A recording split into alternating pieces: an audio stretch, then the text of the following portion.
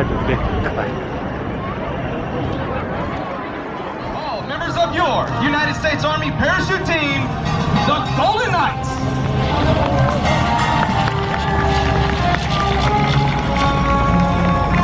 Now, in keeping with a long-standing Golden Knight tradition, we would like to present today's baton, which was flown in free fall, to a distinguished...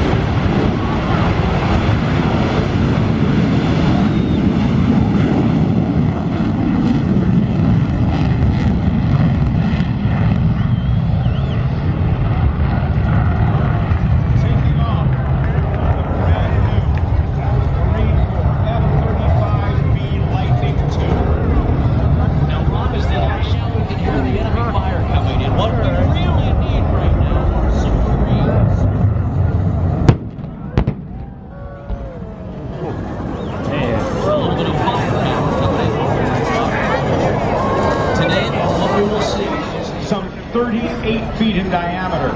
It can fly as fast as 325 miles per hour as an aircraft.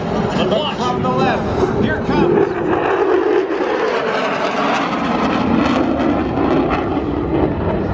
Part of the Marine Aircraft Task Force is evident in what we're seeing here today.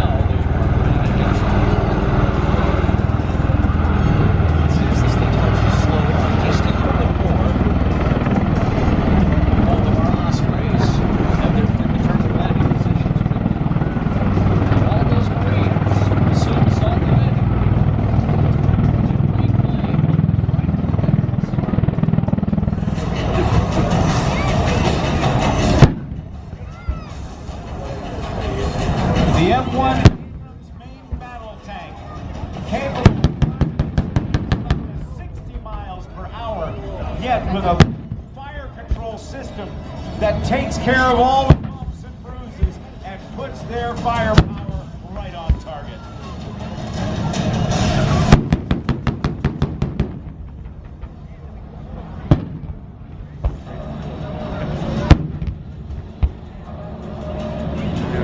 We also vehicles. And we've got several high mobility, multi-purpose wheeled vehicles, or Humvees.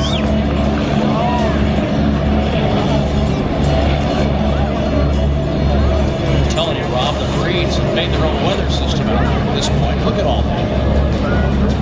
Well, if the enemy's not finished yet, I don't know what's going to deter them, Rob. Well, it might be.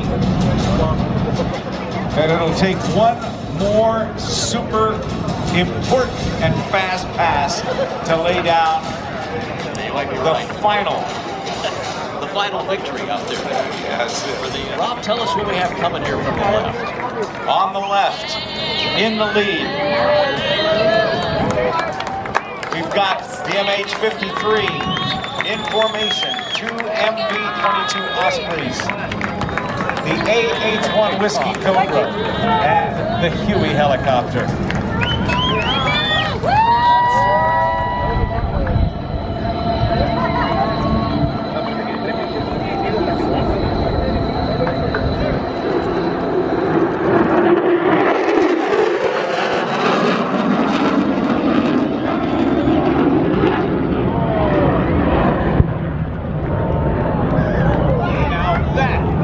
What we call battlefield sanitation.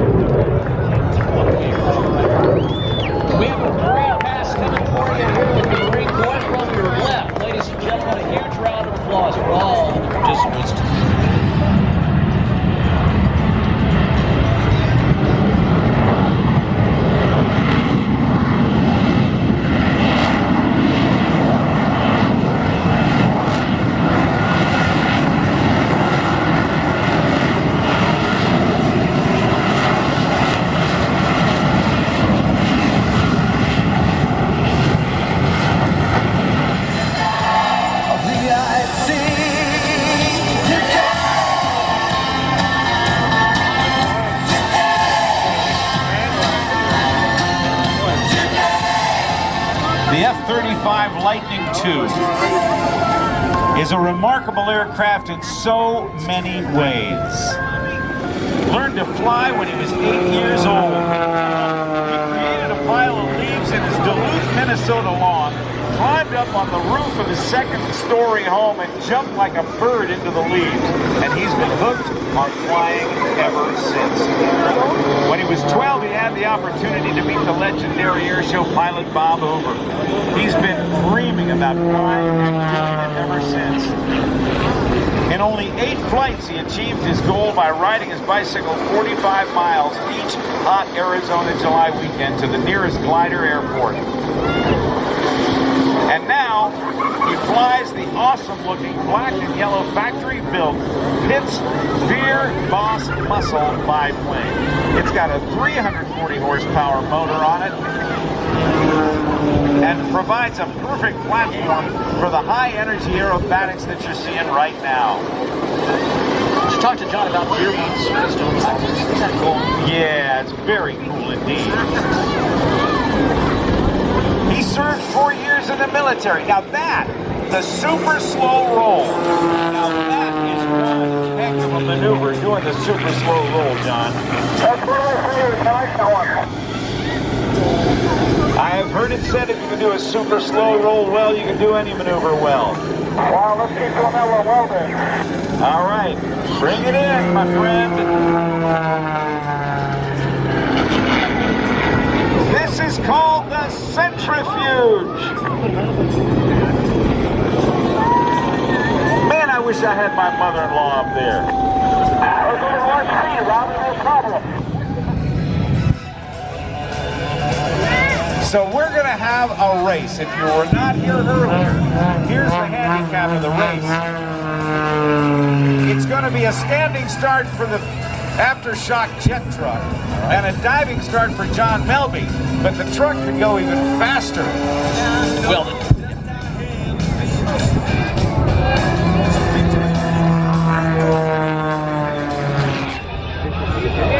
and it looks like a good start here in about 3 seconds. It is race on, Miramar, between John Melby and Aftershock.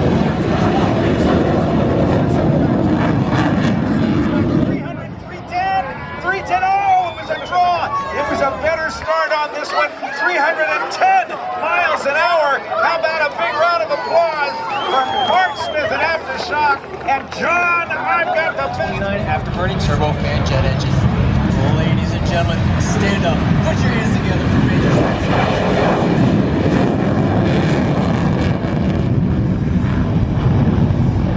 Your right, the F-16 and the knife edge pass. Bright lights, big city, smell the cage, you know it's dirty, you never can get enough.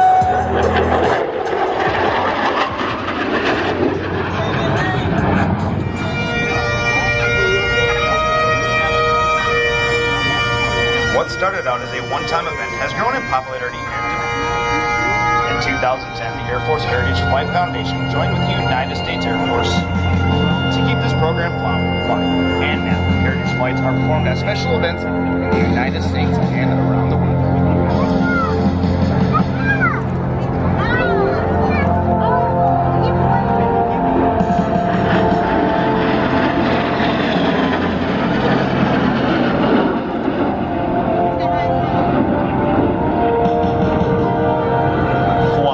Today is a Korean War era F-86 Sabre being flown by Mr. Kevin Eldridge, and our very own F-16 Fighting Falcon being flown by Major Garrett Schultz.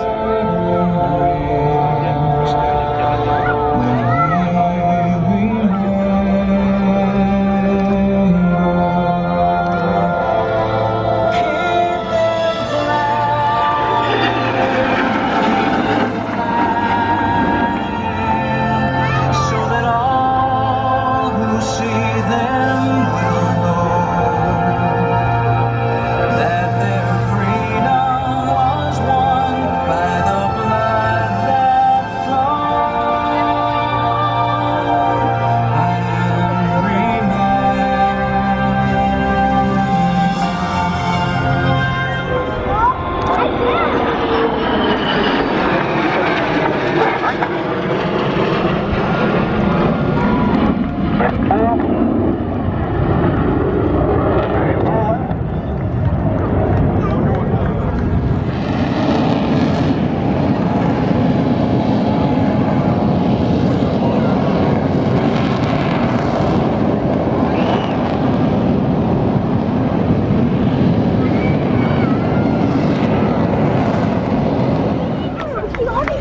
and gentlemen, put your hands together for the Red Arrow!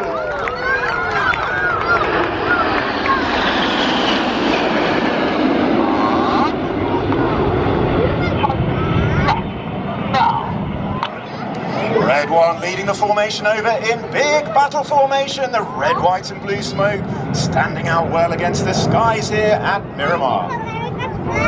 As the aircraft bank around to the left, Red 1 calls them into short diamond formation. The coloured smoke changing to white as the aircraft take their positions. Leading the formation is Red 1 Squadron Leader Martin Pert. Martin is a former Harrier and Typhoon pilot. He's instructed on the Hawk and is in his second year as the team leader. Bringing short diamond in from the left-hand side, the smoke about to come on.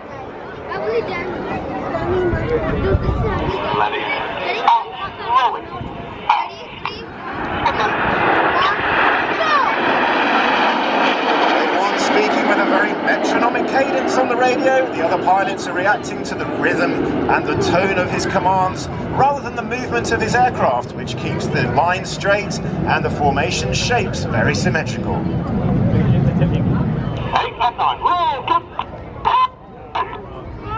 Aboard calls Red 9 as Reds 8 and 9 put the coloured smoke on, rolling around the smoke of the rest of the formation. Red 1 about to bend the aircraft to the left, changing smoke colour as they go. Let's hear it for Tornado.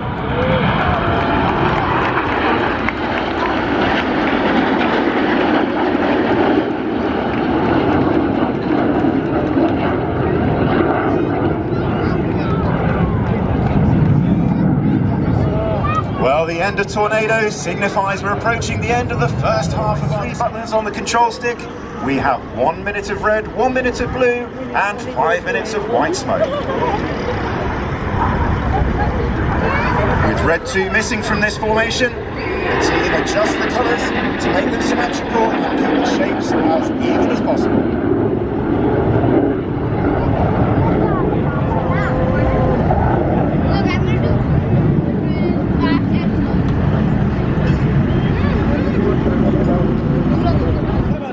To tuck into formation.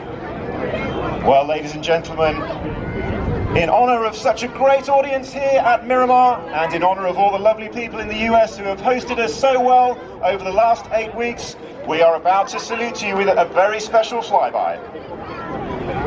Ladies and gentlemen, put your hands together for the Stars and Stripes break.